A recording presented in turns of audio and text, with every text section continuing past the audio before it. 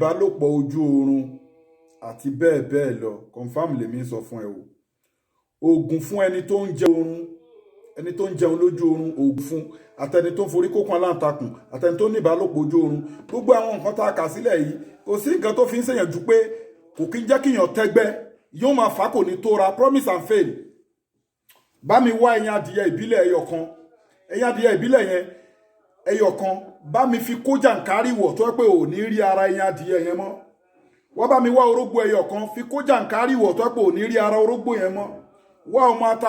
Wá odidi atare kan fi kó jàǹkárì wọ̀ tó yẹ pé ò ní rí atare yẹn mọ́. Kó mẹ́tẹ̀ẹ̀ta sínú kòkò jó. Oògùn ìwòsàn leléyìí kó bá rárá àdá sọ́hun. Tó bá ti jó kó lọ kó kúná, gẹ́ẹ̀tì virgin olive oil tá mọ̀ sí seitun virgin olive oil. Tó bá ti gẹ́ẹ̀tì virgin olive oil, mú káfúrà ẹyọ kan, o ti rí káfúrà ẹyọ kan jù sínú virgin olive oil yẹn, powder tó jó yẹn dà sínú ẹ̀. Tó bá ti dà sínú ẹ̀ ṣéèkì ẹ̀ pọ̀, protection ni cure ni, o ò ní máa lálàá yẹn mọ́, á stop ogun yẹn á dáwọ́ dúró. Ìgbà míì dẹ̀ ni tó bá ti rí oògùn kan tó gun yẹn bá dáwọ́ dúró, èṣù á sì máa yọrí lẹ́ẹ̀kọ̀ọ̀kan, ó máa rí àwọn kíni wáyé máa rí pé ó ń forí kókun aláǹtakùn lẹ́ẹ̀kọ̀ọ̀kan. Tó bá ti ṣe bẹ́ẹ̀, mu ṣíbí kan nínú oògùn yìí, mu ṣíbí kan kó dẹ̀ tún máa fi para. So bó forí kókun aláǹtakùn bó jẹun lójú oorun, ó jẹ́ té ni, kò sí nǹkan tó máa ṣe fún ọ. Àmọ́ tó bá tó stage kan kò ní ṣẹlẹ̀ mọ́. So cure ni, prevention ni.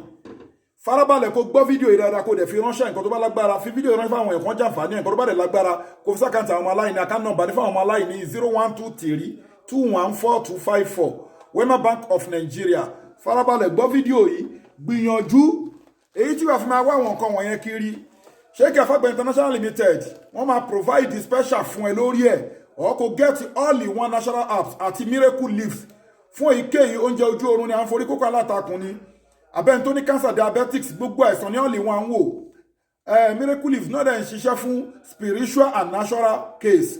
So ẹ gbìyànjú ẹ get ẹ 15,000 20,000 bẹ́ẹ̀ ni. So bákan náà ni obìnrin tó bá ní fibroid, ẹ gbìyànjú ẹ get bulldozer melt fibroid, ó wà effective gidi fún obìnrin tó ní blockage tube àti fibroid 50,000. Bákan náà ni ọkùnrin tó ní weak erection tí nǹkan ọmọkùnrin ẹ̀ táròbò sáńdà láàmú tí a lé tó fẹ́ alẹ́ tó fẹ́ máa perform dáadáa tó ní low sperm count, ẹ gẹ́ẹ̀tì caterpillar àti transformer 25-20.